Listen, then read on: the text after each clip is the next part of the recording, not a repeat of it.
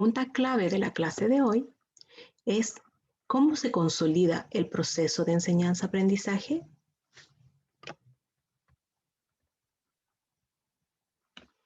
Vamos a abordarlo principalmente desde el enfoque por competencia, ¿ya?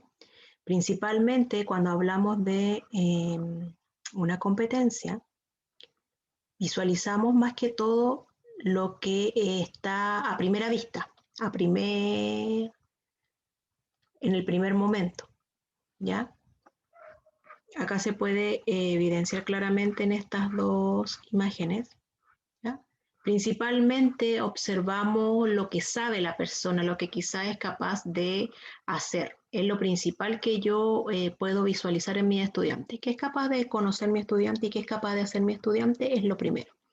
Pero también tenemos una parte que es menos visible, que tiene que ver con la parte actitudinal, donde están centradas todo lo que es la motivación, la autoconcepción, características propias de nuestros estudiantes.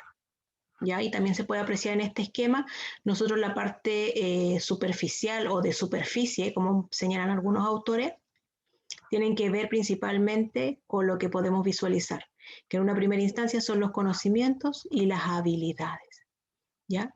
Y las partes que no podemos observar en una primera instancia de forma taxativa son aquellas que tienen que ver con la motivación, la autoconcepción, las actitudes, los valores, principalmente aquellas características de las personalidades de los individuos, que es mucho más difícil poder desarrollar y también poder visualizarla. ¿Cuáles son los componentes de una competencia? Para decir que estamos frente a un enfoque por competencia, nosotros tenemos que conocer tres dimensiones. Las dimensiones de una competencia son tres. Las de conocimiento o conceptuales, que tiene que ver mucho con el marco teórico, tiene que ver mucho con la teoría, con lo que se escribe, con lo que se sabe, con definiciones, con conceptos, ¿ya? También un componente de una competencia van a ser las habilidades y destrezas que pueda desempeñar el estudiante.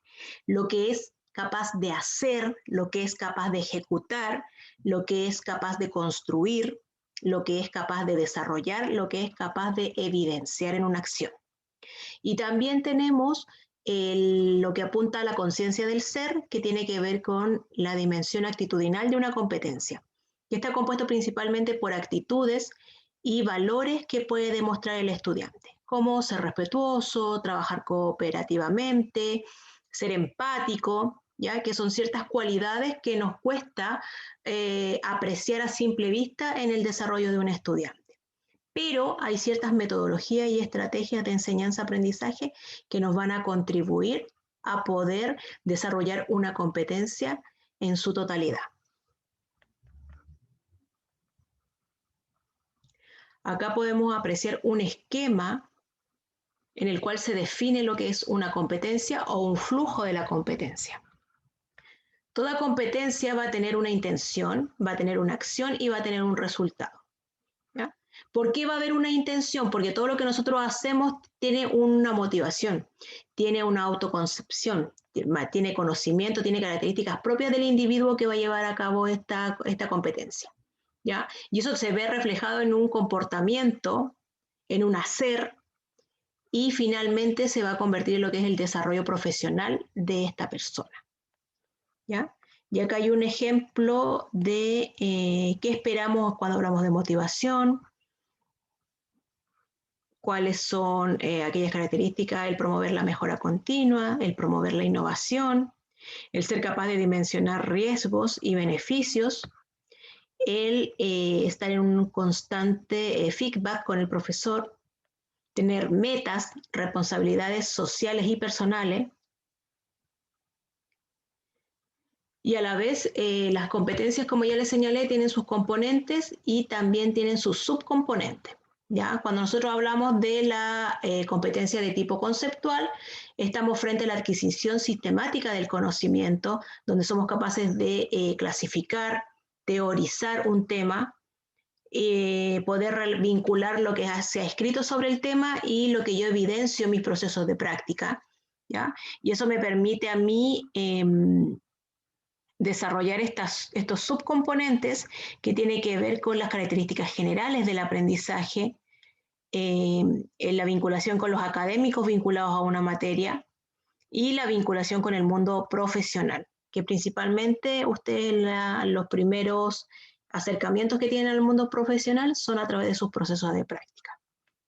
Cuando hablamos del componente de habilidades y destrezas o el componente procedimental, estamos frente a la capacidad de poder llevar a cabo procedimientos de forma metódica, ¿ya? Aplicando lo que dice la teoría y lo que demanda el mundo profesional. Y principalmente se caracteriza por ciertos verbos como el organizar, el aplicar, el manipular, el diseñar, el planificar, el realizar, el ejecutar, el crear, ¿ya? Entre algunas de los verbos más significativos para este punto. Y aquí se necesitan los subcomponentes de la intelectualidad, la capacidad de comunicarse, el poder establecer relaciones interpersonales, el ser capaz de organizar y gestionar al personal a cargo. Y también tenemos el tercer componente que tiene que ver con la conciencia del ser, o sea, principalmente lo que son las actitudes y valores, que necesita todo profesional para poder desarrollarse de forma integral en un trabajo. Acá señalamos algunas como la responsabilidad, la autonomía, la iniciativa, la capacidad de resolver conflictos, coordinar, liderar, ¿ya? Y va muy de la mano con lo que es el desarrollo profesional y el compromiso personal de cada individuo. ¿Y cuáles son las modalidades que nos permiten a nosotros poder potenciar el desarrollo de una competencia? Existen diferentes modalidades, como las clases teóricas, que siempre van a estar presentes, seminarios, talleres, actividades prácticas dentro de la sala de clases, actividades prácticas fuera de la sala de clases, desarrollo de tutorías, el estudiar y el trabajar en grupo, el trabajar y estudiar de forma autónoma e individual, porque en la primera te permite compartir el conocimiento y en la segunda te permite generar tu autoaprendizaje. Y el cómo evaluamos también desde el enfoque por competencia. Ya se acuerdan que cuando trabajamos en la clase el tema de la evaluación y el decreto 67, estuvimos observando cómo era la evaluación tradicional y la evaluación centrada en una competencia. Aquí nuevamente el esquema surge para esta clase, ya conocer cuáles son las mejores formas de evaluar dentro de este contexto. Y aquí también hay algunas sugerencias de los procesos evaluativos que son más cercanos o son más idóneos al momento de evaluar si es que estamos hablando por el enfoque de competencias.